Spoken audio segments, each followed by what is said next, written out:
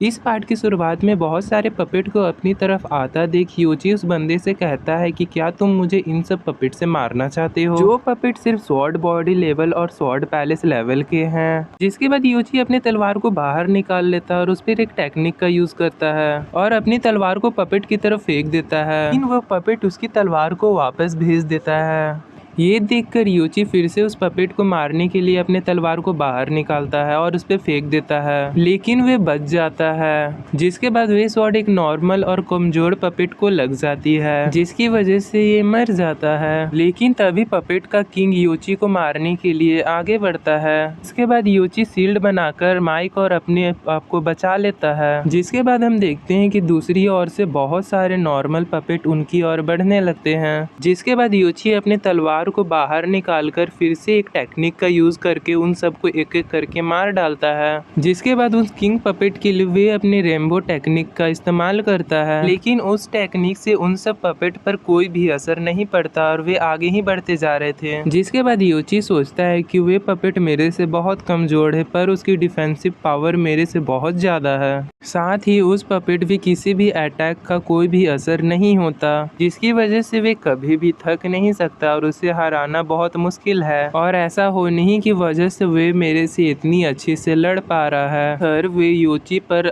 लगातार sword attack करे जा रहा था, इसी की यूची रोक रहा था, लेकिन तभी यूची उसे एक लात मारकर पीछे करके उसके सर में अपनी स्वॉर्ड डाल देता है, जिसकी वजह से वे वहीं मारा जाता है। जिसके बाद यूची सोचता है कि ये तो बस एक पपेट था, असली डर तो हमें उस बंदे से है जो कि छुपा हुआ है। पता नहीं कि वे कितना ताकतवर होगा और उसके पास कितनी पपेट और होंगे। इसके बाद यूची उस छुपे हुए बंदे से कहता है कि अगर तुम्हारे सारे जाल खत्म हो गए हैं तो तुम मेरे सामने आ सकते हो।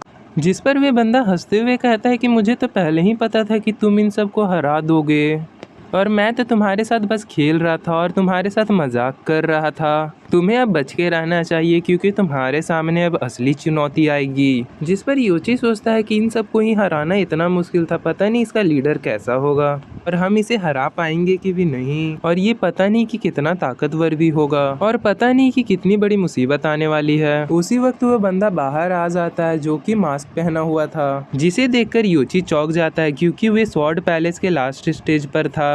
फिर यूची उस बंदे से पूछता है कि तुम इतनी जल्दी स्वॉर्ड पैलेस के लास्ट स्टेज पर कैसे पहुंच गए और तुम इन सब पपेट को मुझ पर क्यों अटैक करवा रहे हो और तुम मुझे क्यों मारना चाहते हो। इस पर वे बंदा कहता है कि क्या बकवास कर रहे हो, मुझे तुम्हें मारने की कोई जरूरत नहीं है, तुम तो मुझसे ऐसे ही हार जाओगे और वैसे भी ये काम तो मेरा सर्वेंट ही कर देगा। उसके बाद वे बंदा अपने सर्वेंट को बाहर बुला लेता है, जिसे देखकर यूची चौंक जाता है और माइक को वहां से जल्दी जाने के लिए कहता है। जिसे देखकर माइक कहता है कहीं ये घोस्ट एविल स्पिरिट्स तो नहीं है। ये सुनकर यूची माइक को हाँ कहते हुए कहता है कि तुम यहाँ से जल्दी से चले जाओ और तुम पीछे मुड़कर मत देखना। जिसके बाद माइक ऐसा ही करता है और अपने घोड़े पे बैठकर वहाँ से चला जाता है। फिर वे बंदा यूची से कहता है कि चिंता मत करो, तुम यहाँ से नहीं भाग पाओगे क्योंकि मैं तुम दोनों के यहाँ से जाने ही नहीं दूंगा और मैं तुम्हें नहीं छोड़ूंगा और इसलिए आज तुम दोनों की मौत यहाँ पे जरूर होगी। जिस पर यूची उस बंदे को कहता है कि घोस्ट एविल स्पिरिट को बनाना बैन है, तो तुम्हारी ऐसा करने की हिम्मत कैसे हुई। ये सुनकर वे बंदा यूची को मारने के लिए अपने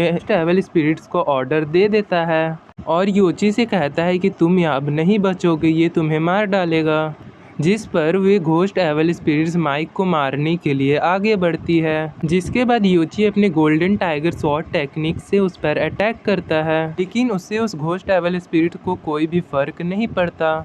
जिसके बाद यूची अपने कॉम्बैट टेक्निक का यूज करके उसके सामने पहुंच जाता है और अपनी तलवार से उससे लड़ने लगता है कि माइक को भागने के लिए ज्यादा से ज्यादा टाइम मिल सके, क्योंकि यूची अपने करंट पावर से इस घोस्ट एविल स्पिरिट को नहीं मार सकता था, क्योंकि यूची के उतनी लेवल नहीं थी कि वे घोस्ट एविल स्पिरिट को मार सके। लेकिन तभी हम देखते हैं कि वे घोस्ट एविल स्पिरिट भी यूची से लड़ने के लिए अपनी स्वॉर्ड बाहर निकाल लेता है। इस तरफ जब माइक वहाँ से भाग रहा था तभी हम देखते हैं कि वहाँ पे बहुत सारे पपेट्स आ गए थे। उसके बाद माइक अपनी स्वॉर्ड से उस पर अटैक करता है, लेकिन माइक के अटैक से उन पपेट को कुछ नहीं होता। जिसके बाद माइक घोड़े से नीचे उतर जाता है, जिसकी ऑरा से सब उड़ जाते हैं। जिसके बाद वह अपनी तलवार की मदद से उन सब पपेट को मारने की कोशिश करता है। पर उन सब पपेट पे माइक के अटैक का कुछ असर नहीं होता और वे सब पपेट माइक पर भारी पड़ रहे थे, जिसे देखकर माइक भी हैरान था और अपने आप को शांत करने की कोशिश करता है। जिसके बाद वे अपने रेम्बो स्वॉर्ड टेक्निक से उन सब पपेट पर अटैक करता है, लेकिन उस अटैक से उन सब पपेट पर ज्यादा असर नहीं होता। जिसके बाद माइक सोचता है कि इन सब पपेट को मारने के लिए मुझे और ऐसे ही 30 अटैक करने होंगे, क्योंकि जो माइक के पास स्वॉर्ड्स थी वे अच्छी स्वॉर्ड नहीं थी। पर फिर भी माइक उन सबको मारने के बारे में सोचता है, क्योंकि माइक के पास और कोई चारा नहीं था।